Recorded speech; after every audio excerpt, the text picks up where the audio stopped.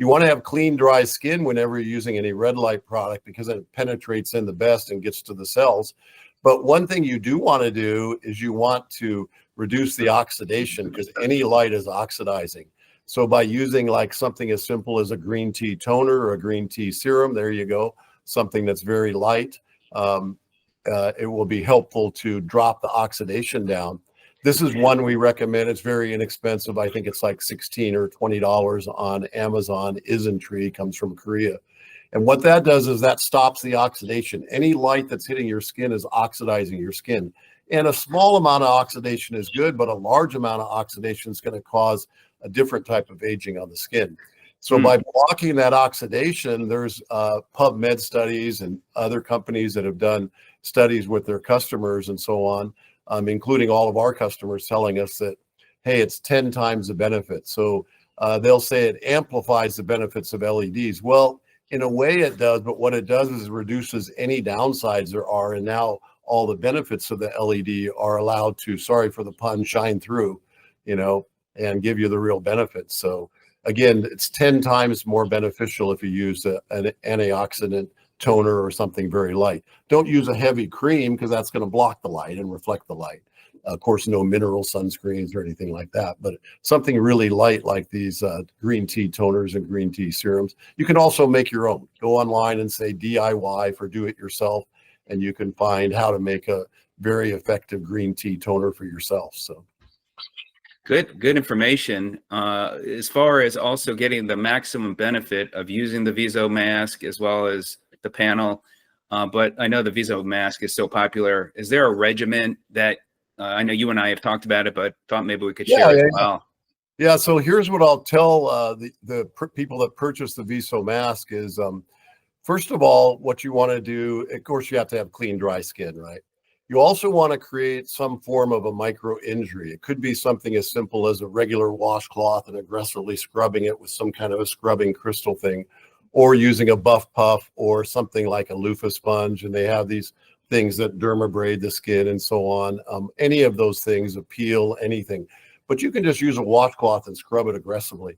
And what that does is it tells your skin, the lower layers, hey, we've got a problem here. We need to replace these upper layers. So the stem cells go there and they start regenerating the collagen, elastin, and all the skin cells to come to the surface to replace those skin cells on the surface that you scrubbed off. Well, the red light mask is a bit of an energy drink for those stem cells. Once you've done that micro injury per se, then you use the red light mask and it becomes an energy drink for the skin. If you have gone aggressive, or if you've gone to a laser center or a dermatologist or esthetician that did a maybe more stronger kind of micro injury, it cuts the recovery time in half. So it makes the end result better. This is why all of the people that practice skin health and skin rejuvenation, red light makes the end result better, and it cuts the recovery time in half. So these are the two-step things that they do by using a red light mask. So when you get the Viso, the thing to do is to clean your skin, put it on, have it fairly tight. As an example, you could put your finger just hovering above the mask and see how much light shines through it. By the way, I have, one of the competitors here. You can see how it's not that bright, right? It's not doing anything to the camera. And these are all the places I could put my finger on it. But, put your finger on the Viso mask and have it hover above the mask, which would be an example of you having it on very loosely. And you'll see how much your finger lights up. It lights up fairly good. But then lay your finger on the mask and you'll see, oh my gosh, the closer I am to my skin, the brighter my skin cells look in my finger. And then go ahead and press it into the mask. You go, oh, wow, look at how bright that is. So that'll encourage you to have the mask nice and tight on your skin. It's very easy. You just adjust the straps here after you put it on, the top and bottom straps, and get it positioned the way you want. And then I encourage people to even go one step further and lay on one side on their pillow and maybe position their hands in here to get a good snug fit on that side of your face. And then do that for half your time, and then go lay on the other side and push it into your pillow for half the time. That I noticed this when I first got the mask. Of course, every product that we make, we have to try and be really excited about it and how it works. And I don't lay on my back when I sleep, I lay on my side. So I put the mask on and dozed off on my side. And do this also. Say to yourself, I'm not going to look at my skin for 5 days.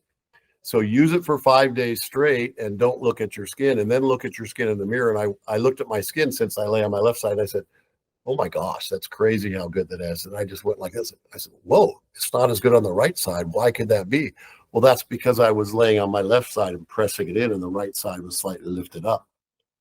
So now what I do is I place a pillow on the right side for two things. One, to get a little bit tighter on that side, but also to capture the heat, because collagen and elastin fibers, which is the primary skin cells that are providing all the elasticity and the tightness and the wrinkle, covering up the wrinkles and so on, not letting the wrinkles stick in.